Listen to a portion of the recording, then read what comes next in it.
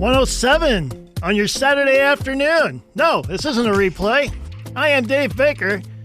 This is Inside Georgia Real Estate. That's right. I have questions. I came back to get my questions answered. I'm sitting here with Deborah Morton from Clareo Real Estate. You slap me when I'm wrong, okay? Hi, Dave. Where's your button? I don't know. There you are. You got me? Got you now. Hi, Dave. How are you? The technical difficulties here.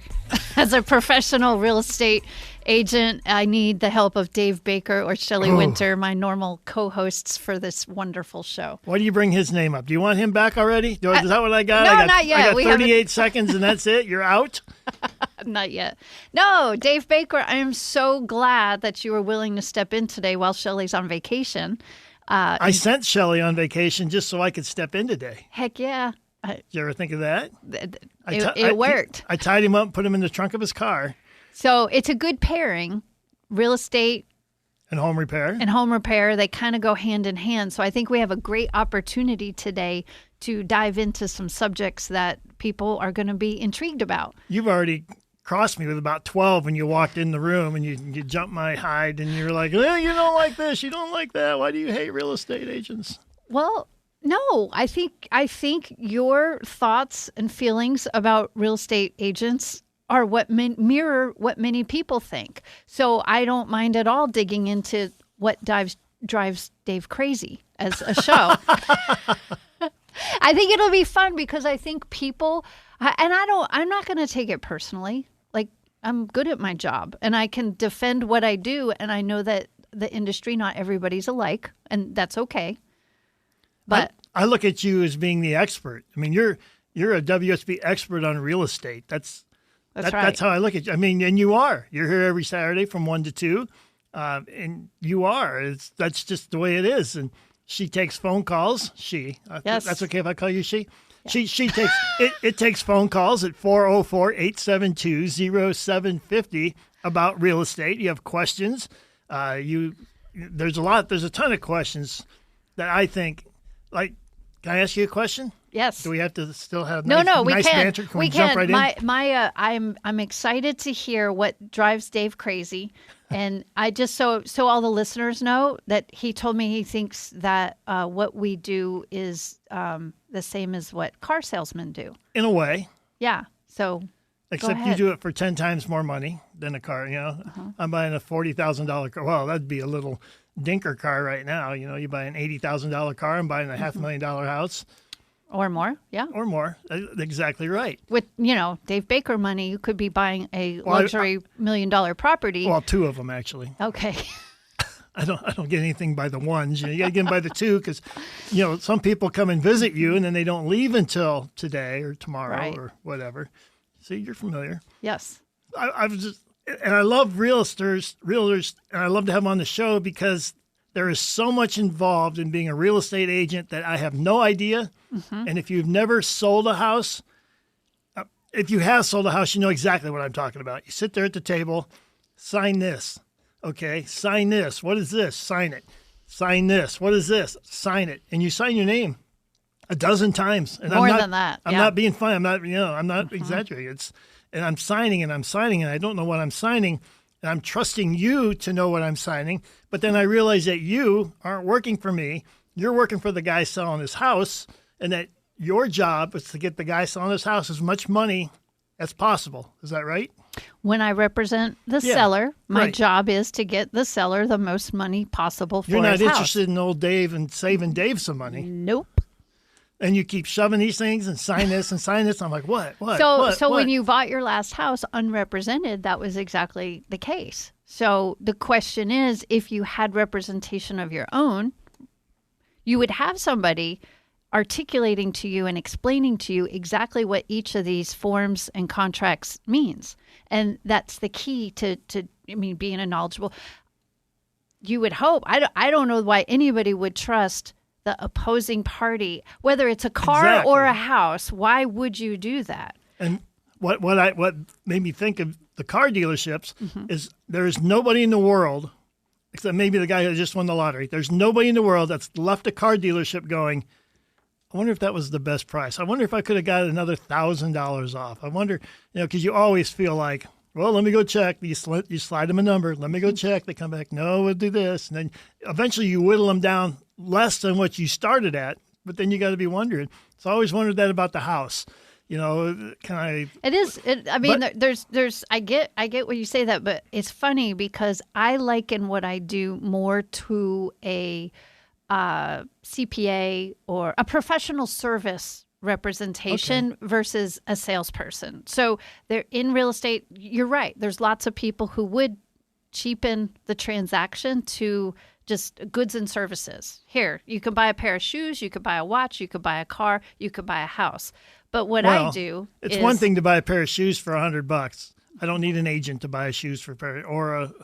It's all scale, Dave. I know, but I'm not going to bring me in a shoe agent. I don't need a shoe agent. It's more zeros, and it's a lot more zeros. It's considerable amount of zeros. Liability, and that's right. For your future equity gains as well.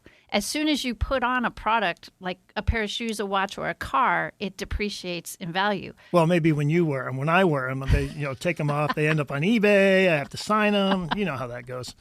Yes. Distracted me there. Talking about your shoes. That's the key. That's why I would be good at selling houses. I can distract you. Just sign this.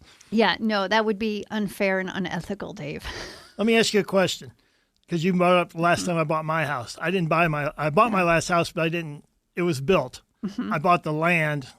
Mm-hmm. And then you hired a builder. Yeah, but so do I need an agent for that? Do I need an agent to buy the land? Is that... It depends. You know what I'm saying? I didn't really buy the house. I hired a guy to build it, and we agreed on a price ourselves. I don't think it... So before you bought the land, did you have it surveyed? Did you do your soils tests? Did you check all your zoning, all of that stuff yourself? So you didn't need an agent for that. Okay. Good for you. So I wouldn't need one for a house either if I did all that? It would just depend on your level of comfort with with what you're doing. And I also think it would depend on your comfort level with the person selling, because not everybody is honest, ethical, and straightforward about it. Like if you were comfortable with the guy you bought your land from, fine. But what if you weren't? What if you were buying from a corporation? Well, yeah, that changes things. Do you know that a neighbor sold, and we went to the neighbor beforehand. Probably shouldn't be saying this. And we said, we don't want renters. Mm-hmm. Can you sell it to somebody who's not... There were two big names floating around out there. Right. I'm sure you know who they are. Yeah. I forget what they are. There's lots of cash offers. There's lots of corporations buying houses in the U.S. Yes. So a real estate agent can help me keep those people from, I guess, making offers or even looking at the houses? Or do you know? The federal law protects everybody. All classes and types of people are protected in the real estate industry. That is a big part of my training, and my license actually requires, in fact, every agent out there knows you don't wait till December to finish up your required continuing education, because we are required to take classes to make sure that everyone's protected in real estate. Actually, I had 3 questions written down. In the last minute, I thought, well, I better have something in case, she doesn't have a question.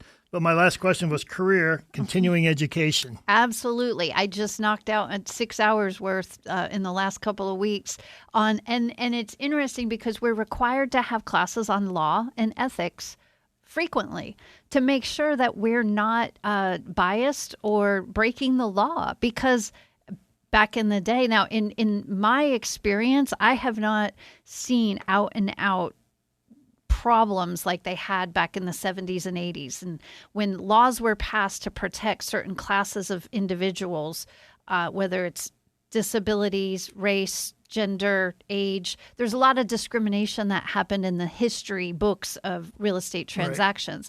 Right. I feel fortunate because I don't run into it, but I think we've had good laws in place for a long time. A big part of my job is to know what the law is and to make sure. So if you're selling your house and you tell me, I don't want to sell to so-and-so, it's my job to inform you that you're breaking federal law by doing that. So I can't sell my house to whoever I want to sell my house to. So what my job would be, this is like, we're like in the good gray area right here. If you told me I don't want to sell my house to someone who is an investor, as offers come in, I've marketed your home, I'm bringing in buyers to look at your home. I'm not going to discriminate against who can see the home. And as offers come in, it's my job to help you choose the right offer. You're not obligated to sell your home at all. To anybody. To anybody. I could have 20 offers. Doesn't matter what order they come in. Doesn't matter. Correct. Even if I just look at numbers, I say, no, I don't want any of those offers. You can, right. And that is my job as your representative to make sure you understand exactly what you're obligating yourself to. Once you sign a contract as the seller and you're binding with a buyer, you can't get out of that contract because you have contractually agreed to sell your home for certain terms and prices. Price. Yep. I have a couple of questions on that, and we'll see how long I can remember them, because right now it's I'm going to say 11 because I'm used to morning time, and you got me on afternoon time. It's 1:18. You're listening to 95.5 WSB Inside Georgia Real Estate, and you can see Deborah Morton at InsideGeorgiaRealEstate.com if you have questions during the week, because real estate doesn't just happen between 1 and 2 on Saturdays. That's right. It happens the whole week. So if I go to InsideGeorgiaRealEstate.com, I can ask you questions, correct? Instagram, YouTube, and also on my professional work site is ClareoRealEstate.com. So we can go, that's just like us going to the traffic center at any time we want to go to the traffic center. Just a good time, Blue? It is a good time. See, you can always get to a good time to go to the traffic center, and we can find out what the traffic is on the Georgia Real Estate.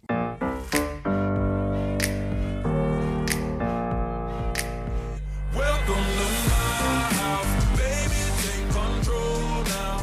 We can't even slow 121.5 on your Saturday afternoon.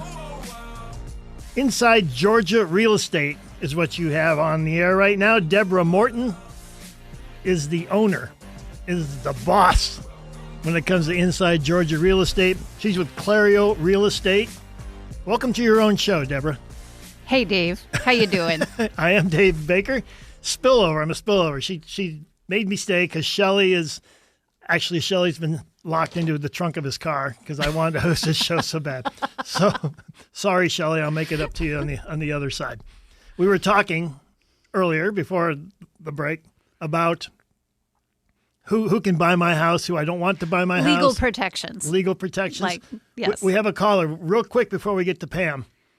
What if Dave comes to Radar's house and says, I want to buy your house, but Dave isn't working for Dave. Dave will just take it and sell it to somebody else. There's a big corporation out there that wants to buy houses and rent them. Right. Well, they send Dave out. Mm-hmm. And as far as you know, Dave is just Dave, neighborhood Dave. He buys the house and he turns right around and sells it because he's got some deal with this big corporation. That's just the way it works. Like a straw buyer kind of thing. Yeah, I mean, sometimes that could happen, but in Georgia, nationally, there's so many corporations buying homes. Okay. I mean, that's legit, but most sellers, we're going to have this conversation before your house goes on the market. We're going to talk about who the potential buyer for your house would be, what we expect to happen. It's very predictable. It's not like a mystery about when you put a house up on the market to sell in a traditional fashion. It's pretty predictable. I have lots of data. I have lots of normal expectations, and it doesn't matter if it's in the city or in the suburbs or on the outskirts. It is predictable because I do a lot of this and it's easy to ascertain. But my job is to educate you so you know exactly what to expect before you go put your house on the market. That's a bonus for hiring a professional real estate agent. Yes. Let's go to the phones. Pam is in Woodstock. Pam, you are on Inside Georgia Real Estate. Hi, Pam. Hi. Thank you for taking my call. I bought a new house in February of 2023. It had been a model for a few months, and they told me everything was going to be fixed. It would be like new. And from the moment of moving in, I had all these problems. I've had a contractor come out. I've talked to an attorney. Some of them said I should just sell it and get out of here. But to me, that's morally wrong. They said none of it is building code violations, and if the new purchasers don't see it, I don't have anything to worry about. Well, that's interesting. So you bought a home from a builder. Yes, from a builder. And did you get a builder warranty? Oh, yes, but those warranties aren't as good as what they say. They are very limited, it appears. My dust mop will hang from the wall. It's like they didn't finish my walls properly, so I can't really clean them. And I'm older with respiratory problems, trying to get the dust down.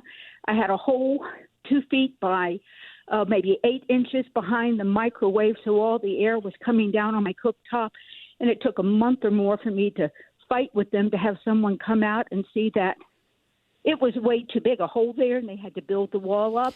The cooktop wasn't secured. I had sewage backup, lost my heat at 57 degrees. That then sounds they tried terrible. Yeah. Yeah, they tried to tell me that the countertops, which are stone, were absorbing the heat, and I had to keep it higher at night, higher than 62. And because I couldn't breathe, I had to keep it at 62. Come to find out, the air returns are not in the bedrooms. They have a little one outside, but it's not sufficient. 2 homes across from me were the same. They didn't have the air returns. Pam, did you, in the building process, prior to purchasing, did you have the home inspected? I most certainly did, and they said these weren't building code violations and that everything should be basically okay. I even had it at the 11th month, and at the 11th month, then the guy stated that the paint job was less than optimal, not just shoddy. My fireplace doesn't have, as we look now underneath the mantle, it's not properly caulked. Over the doorways, the sheetrock doesn't come down. And he has the Quality Builders insurance. He's won the Builders Award. And this is what you get. I'm so sorry. I'm so sorry that happened. So just for the listeners' knowledge, when you're buying new construction directly from the builder, you can and should get at least, there's a basic 12-month builder warranty, and then there are extended warranties on systems and components, structural. Every builder has a different warranty available, but if depending on the contract that you signed, whether it was a builder contract or a Georgia Association of Realtor contract, your contract is going to outline specifically what the builder is responsible for regarding the warranty part. They can't sell you junk. Like they can't. So you might have a leg to stand on, but unfortunately in Georgia, it is buyer beware, and it's your obligation to inspect and to negotiate with the builder prior to closing on the home. Real quick, see if you know the answer to this, because I'm not sure. If she bought a show house, which sounds like what she did, does that 12-year, that 1 month thing start the day she signs for the show house, or the day they finish building the show house? It starts at closing. Okay, so it could have sat it's a there new for house. a year. It would be considered new construction if no one had resided in it previously. Okay. Pam, reach out to me on the website, and I'll see if I can connect you with some pros that might be able to help. InsideGeorgiaRealEstate.com. Send her an email, Pam. It's 1:28 on your Saturday afternoon. Time for the news and more. Inside Georgia Real Estate, right here on 95.5 WSB. This is an ad by Regain Couples Therapy. Let's be honest. Loving your partner doesn't mean you always like them, and guess what? That's normal. Regain, powered by BetterHelp, offers couples therapy that's flexible, affordable, and 100% online.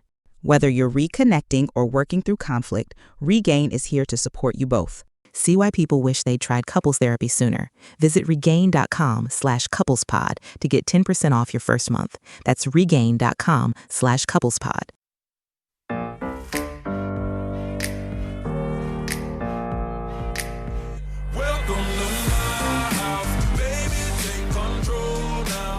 Did you write this song? I wish. Dave Baker hosting Inside Georgia Real Estate. Shelley Winter gave me the opportunity to do this. Actually, he gave me a roll of duct tape, which I taped around his hands and his feet and threw him in the back of his car. I will let him out as soon as this show is over, so do not call the SWAT team. I'm here with Deborah Morton from Clareo Real Estate. If you have a question and you can't get through on the lines because they're busy at 404-872-0750, you can go to InsideGeorgiaRealEstate.com and send the same Deborah Morton. This won't be some bogus AI Deborah Morton. It's me. I answer everybody. I do owe a couple of responses to callers from last week, but my mom was in town and she's traveling. You're using that? I think she's listening right now, so that's pretty cool. Really? Your mom's listening? Yeah, my mom's listening. So apologies to the two people I owe answers and responses to from last week. I haven't forgotten you. It was a holiday week. It was a holiday week. Unlike this week coming up, that's not a holiday. Oh, wait. Right. It is a holiday week. Yes. She'll get to you next year, okay? Just That's say right. that. I'll get to you next year sometime. So Dave was asking, following up on Pam's call, like, why do I need you? So I think what has changed, Dave, since 1993, when you last purchased a home, is a lot. I take care of it. That's right. You know how to fix things. It didn't seem we went through a lot of stuff. Well, I mean, back then, the agent drove from house to house, put us in the car, drove us from house to house, knew our budget. Yes. You know, we're looking for something in this price range. Here's a house here. Then we get back in the car and drive 4 miles across town. Here's a house here. Here's a house here. Mm-hmm. Which one do you like? I think that's changed now with recent technology. That's not 30 years old. That's changed. Right. Yes, Dave, the internet changed everything. I know. It ruined a lot of stuff. So finding the houses, because we have so much tech available to us, finding houses is not the primary thing your agent can do that, but so can you. You don't need an agent to look online at houses. Okay, let me stop you right there. Okay. Because when I would drive around and look at a house, I would see a house that Century 21 or whoever, I'm not picking on anybody, had a sign in their front yard. And if I wanted to look at that house, I need to go to Century 21 and find the agent who had that house and go look at that house.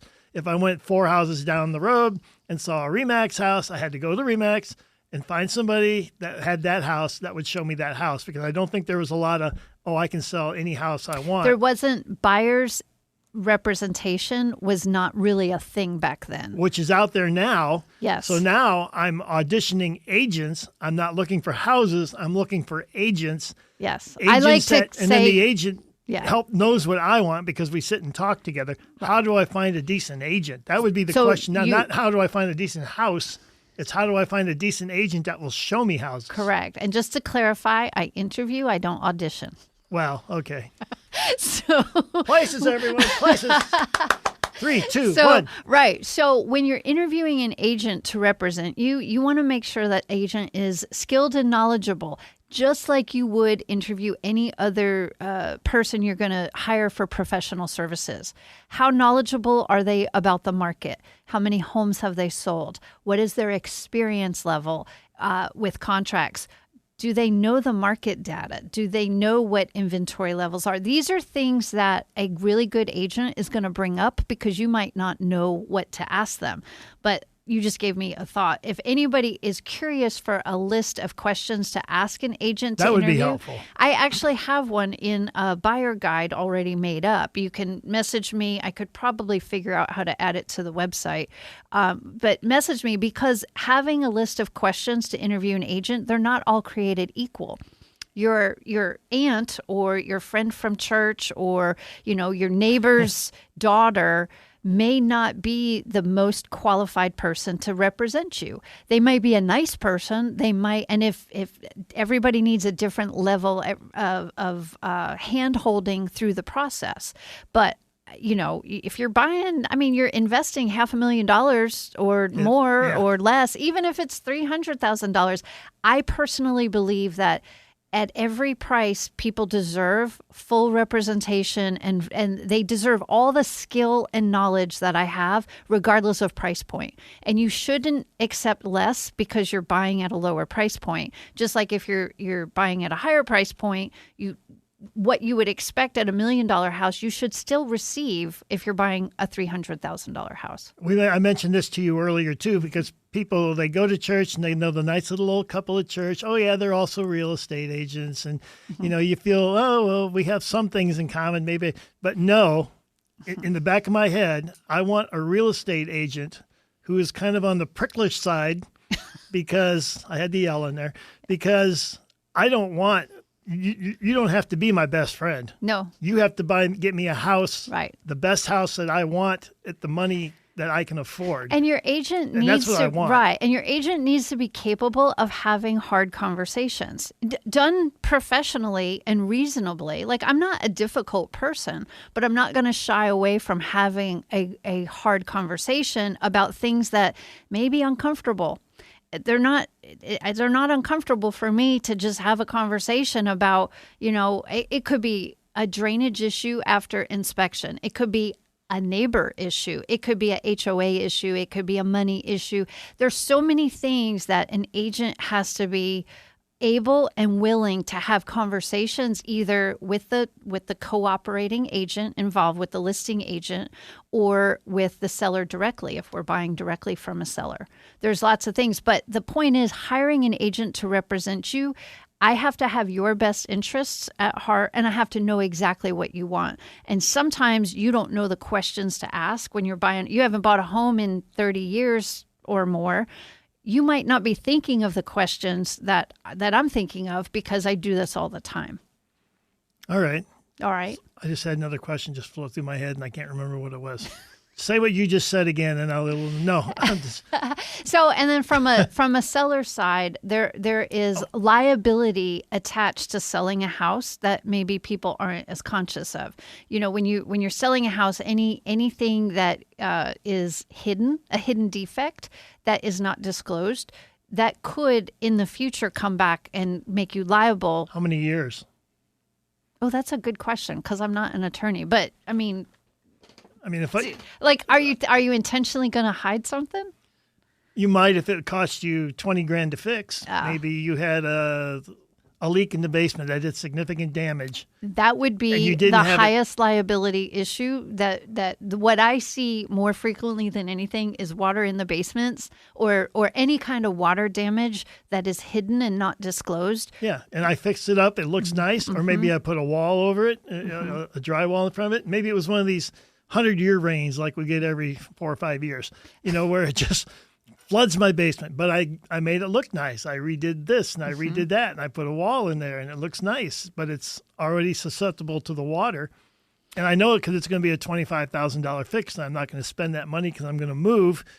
7 years later, you have rain like that. It comes in like that. It turns out. I don't know. So, is there any proof that it was there when I was there? So I'm dangerously close to like overstepping here because I'm not an attorney. But what I know is when I have a buyer who has bought a house and then later on, because this has happened, where later on issues come up, especially with water, where we have to. It's in Georgia. It's always buyer beware. And it's our duty to inspect and to make sure that we're certain that everything is as it says. The seller has an obligation to be honest, but after the fact, once you're closed and moved in, litigation is your only option. And during litigation or mediation, if you choose to go that route with your attorney, you still have the obligation of proof. How do I prove that you intentionally created this? I wonder if it's enough proof is when the first time the neighbor comes over and goes, "Oh, Joe did a good job of concealing that 6 inches of water he had in his basement last year." It could. It could. And I don't want to take worst case scenarios, but I mean, we have to prepare for the worst and hope for the best in buying it. But that's another thing that your agent should be looking for. On my YouTube page, that I've taken clips from when I was a guest on your show and we talked so much about water. I'll never forget that show. Yeah, it was a good one. Yeah, big spike in the listenership that day. So we had, I took clips of it because there's so much good education about what to look for when you're looking at a home and how to find signs of previous water damage that you could be looking for in advance. Does any of that come back on the agent? If I buy $100,000 house. I'm just throwing easy And- numbers. well, I buy a $100,000 here's house, what your and I find agent- out it had $10,000 worth of damage that could have been refixed, but the guy lied to you. But so you didn't know. I have an obligation to be truthful and to protect your interests. If I know that there was an issue and I say, "Nah, Dave, don't worry about it. I'm sure it's fine," that would be a very dangerous statement for me to make because, like you're under the assumption. So everyone knows, Dave thinks that agents are just out here to get the biggest paycheck possible. So we're having Not this all of them. off the Most air of them. conversation as well. When you hire an agent who is only motivated by getting their next paycheck, you better be aware. Got the wrong agent. You got the wrong agent. If you hire somebody like me who actually cares about, or any of the agents who out there are thousands of fantastic agents who do this for a living and they're good at their job, really good at their job. Those are the people you want to hire because they're looking out for things and they will tell you right to your face, Dave, this is not the house for you. This house has damage. It may be in the right school district and the right price point, and it might have pretty new paint and light fixtures, but this house has flaws, and I think we can find a better house for you. Am I at a disadvantage by just assuming that part-time realtors are not going to fit what I want because they're not going to be as devoted to learning everything and keeping up to date on everything? So I don't want you to bury every part, right, Just because I don't. There are people out there who are skilled and professional, but to stay on top of the education, the technology and knowledge and market data, I do this way more than 40 hours a week. And I always feel like I'm scrambling to keep up with all the changes and just the market data alone. Heck, interest rates alone, finance. There's so many things to know that if I had a 40-hour work week at another job, could I possibly keep up with all the enormous amount of information? I'm not sure that's really feasible. We have to buzz over to traffic. When we come back, can I ask you how to become a great real estate agent? Absolutely. We'll talk about that then. It's 11. It's 1:11. It's 1:48. I warned you. It's 1:48 on your Saturday afternoon. Let's buzz over to the traffic center and see if anybody's moving.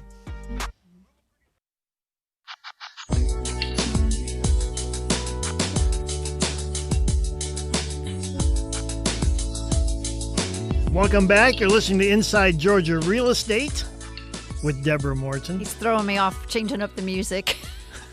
I can't help that. This is what the music should be as far as I'm concerned. Maybe you can update your playlist. Here's not you. I was pointing at Deborah. I only have one song, one hit wonder. That's okay. Here till 2 today. Dave. We've been talking about all kinds of real estate things going on. And in a minute, we're going to talk about what it takes to get going and be a real estate agent. Okay. Yes. But we have a pretty good question on hold here. Jim is in Cartersville. Jim, welcome to Inside Georgia Real Estate. Oh, good afternoon, Mr. Dave. Thanks for taking the call. I was wondering if there are any situations under which our host or our guest or your guest would recommend or suggest not getting a inspection on a property. I think this is an excellent question, and it comes up all the time. I would start with your level of skill because, like Dave, home fix it guy, his skill level is different than an average buyer. So your knowledge and your experience and your experience in home ownership and your skill level with your own ability to fix and evaluate problems, that would be one thing. You can skip a home inspection. If you choose to do that, you are limiting your ability for your agent to negotiate on your behalf to get concessions for repairs that you may not see, may not be initially visible to the eye. Professionally, I would rarely, if ever, it'd be hard to get me to recommend that. Now, I did have a situation just recently where the buyer, we got under contract on a house. There was a home inspection done by a professional company I was familiar with, and they gave us a copy of that inspection report. to review. We went through it, and the buyer elected to not re-inspect again because we had a full recent inspection report from somebody I trusted that had good information, and the seller had already made the repairs, and we could see that those repairs had been made based on the previous inspection report. In that case, the buyer elected not to do so. But warning, if you fail to do a home inspection and damages come up that were unseen previously, you're kind of, too bad, so sad. Dave, your thoughts? I would never skip that because no matter how good your eyes are, and this week my eyes were good at being a safe cracker, and last week it was being a drywall guy and a plumber, blah blah blah. You want somebody that does that every day for a living. I could look at a wall and say, this wall looks fine, whereas a home inspector can look at it and know where to look exactly and go, no, there's some kind of leak either in the roof or the wall or the pipe behind that. The tech that the home inspection companies are using now is really good. They will use these, Dave, you probably know what it's called, but they actually measure the differential in air coming out of an air return and blowing. So they can tell using the technology, and they use these infrared looking for heat and in the walls. Yeah. So if there's a spot in the attic where like the home inspector can't get to the backside of an attic, they can use their infrared gun and measure if heat is escaping or cool. Like it's really cool reading a home inspection now versus just even 5 years ago, the difference. I would rather have somebody who did that every day and knew exactly what to look for. Not every house is the same, true, but there's enough from one house to the next where you could say, I saw this over at this house and this was wrong. You have the same thing. Right. And think about Pam, the caller earlier. She thought she was buying a brand newly constructed home. There's people who think, it's a new home, I don't need to get an inspection. With new construction, I always try to get a pre-drywall inspection done because you want to see what's going in before the drywall is put on, because that's where you'll catch wiring and plumbing and ductwork issues that you won't be able to see once the drywall's up. And not to act like I have money or because I don't, but it's only $500. You're right in the ballpark of $500. If you're buying a $500,000 house, it's well, what's that? Less than 1% of your. Yeah. It's such a small number compared to the investment you're making over time. Right. I would have the guy out there every chance I get. And from an agent's perspective, if you fail to get a home inspection, you're tying my hands in my ability to negotiate well on your behalf. Because it might seem like, that crack in the walkway or that light switch that doesn't work, I can swap out a GFCI myself. Well, but you're buying a house that was put on the market for a certain price. You have a right to expect that it be in certain condition. And your agent should be negotiating on your behalf to make sure that you're getting exactly what you thought you were buying. Always better to go with a guy who can look at the serial number on your water heater and go, yeah, that's 15 years old, than to look at it and go, this looks nice and shiny. Yes. You get hot water? Oh, yeah, we get hot water. Oh, it must be good then. So... Yeah, that would be it would have to be some kind of life-threatening, dire emergency before I would even consider doing that. During the pandemic, we had a lot of people waive home inspect when the market was crazy and there was, 20 offers on every house. And we saw a lot of problematic things happen. The behavior of buyers, they were like, I'll waive my inspection. I'll waive all my rights as a buyer to get the house because I want to win the house. Well, those are the people who had regrets later, and it could be very costly to skip those things. And as you mentioned, just say the furnace, it's 28 years old, it's way old. You're going to need a new furnace before I buy this house. You're going to save some money on it, either from they're putting in a new furnace, you'll get a furnace allowance off the end of the end of the deal. So it's right. I don't like that play at all. No, I know. And you know about these things. You know how Dave knows more than any of us about how expensive furnaces and water If it were me, heaters. I wouldn't have anybody get an inspection because that just takes away my phone calls on a Saturday. Let your house go so you can call me and find out. Thanks for the call, though, Jim. Okay, we only got a minute. Okay. So there's got to be some way. If you're dead set and you really want to be a real estate agent, I don't mean dead set because it's a great occupation. It is a great occupation if you're committed to making lives better, because it is not for somebody who's just looking for easy money or a fast paycheck. And if you are very committed to making people's lives better and you love the idea of being in real estate, go to InsideGeorgiaRealEstate.com, send me a message, and I will talk you through, and I can recommend the best schools in the area. There's schools for this? Yeah, Dave, we're licensed. It's important. I guess I never realized there was a school. Oh, I thought geez. you took some tests over the mail or through the Okay. internet and you were good to go. No, we're going to do this again one day soon, Dave. Yes, But yes, we will. I look forward to it. That's Deborah Morton from Inside Georgia Real Estate. You can reach her at InsideGeorgiaRealEstate.com. Send her a question any time of the week. She will be happy to answer it. Thank you for having me in here today, Deborah. thanks for playing, Dave. It was fun. See y'all next week. On Inside Georgia Real Estate on 95.5 WSB.